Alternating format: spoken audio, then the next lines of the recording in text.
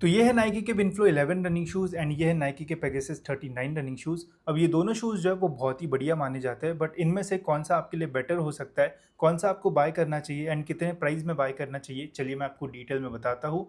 अब इन दोनों शूज़ में आपको अपर में इंजीनियर्ड मेश जो है वो मिल जाएगी, जिसकी ओवरऑल जो क्वालिटी है वो बहुत अच्छी है। दोनों शूज़ में आपको जो ब्रीदिंग है वो अच्छी मिलेगी।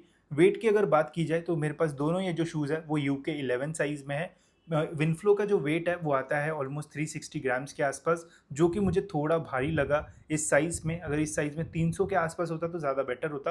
वही पेगासस का जो वेट है वो बढ़िया है, 310 ग्राम के आसपास इनका जो वेट है वो आता है। तो इनमें वेट वाइज जो है वो पेगासस मुझे ज़्यादा बेटर लगा। बट अगर आपका साइज़ कम होगा तो वेट का एज सच आपको दोनों शूज़ में जो प्रॉब्लम है वो नहीं आएगा। साथ ही में यहाँ पे लॉकअप की बात की जाए तो पेगासस में आपको बेटर लॉकअप एंड फिटिंग जो है वो मिलेगी, बिकॉज यहाँ पे लेसेस में आपको जो फ्लाई वायर्स है वो मिलते हैं, जिससे ज़्यादा बेटर लॉकअप एंड फिटिंग जो है वो आती है इन शूज़ में।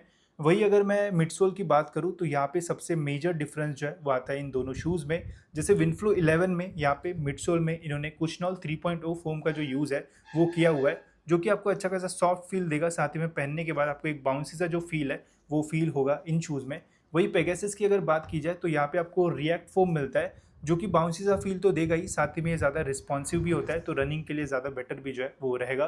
साथ ही में एक मेजर डिफरेंस है इन दोनों शूज़ में, इसमें आपको कोई भी एयर जूम यूनिट जो है वो नहीं मिलेगा। बट पेगासस में यहाँ पे आपको 4 फुट पे भी एक एयर जूम यूनिट मिलता है, वही हील पे भी यहाँ पे को एक जो जूम यूनिट है वो मिलता है, जिससे रनिंग में आपको और बेटर परफॉर्मेंस ये शूज़ जो है वो निकाल के देंगे। बाकी दोनों शूज़ की जो ग्रिप है वो बहुत अच्छी है एंड कोई भी सरफेस पे अगर आप रनिंग करोगे तो ग्रिप का दोनों शूज़ में आपको कोई भी जो प्रॉब्लम है वो नहीं आएगा।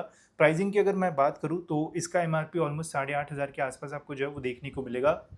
वही पेगासस 39 का जो एमआरपी है वो 10,500 के आसपास जो है वो रहता है। बट सेल में दोनों शूज़ आपको जो है वो काफ़ी कम प्राइस में जो है वो मिल सकते हैं। सेल में पेगासस आपको जो है वो 4,500 से 5,500 या फिर 6,000 के आसपास मिल जाएंगे। वही विनफ्लो अगर अच्छा सेल चलता है तो आपको ये शूज़ 4,000 से लेके तो 5,500 के बीच में जो है वो मिल सकते हैं। बट दोनों को अगर हम कंपेयर करते हैं तो रनिंग के लिए जो पेगासस है वो ज़्यादा बेटर आपके लिए जो है वो रहेगा। वही अगर आप डेली यूज़ के लिए वॉकिंग या फिर कैजुअल यूज़ करना चाहते हो तो विनफ्लो आपके लिए जो है वो एक बेटर ऑप्शन जो है वो रह सकता है। बाकी मुझे दोनों शूज़ जो है वो अच्छे लगते हैं। मुझे अगर ऑप्शन मिलेगा तो मैं पेगासस 39 को जो है वो चूज़ करूँगा। एंड ऐसे इन्फॉर्मेटिव वीडियोज़ के लिए गाइस आप चैनल को सब्सक्राइब कर सकते हो।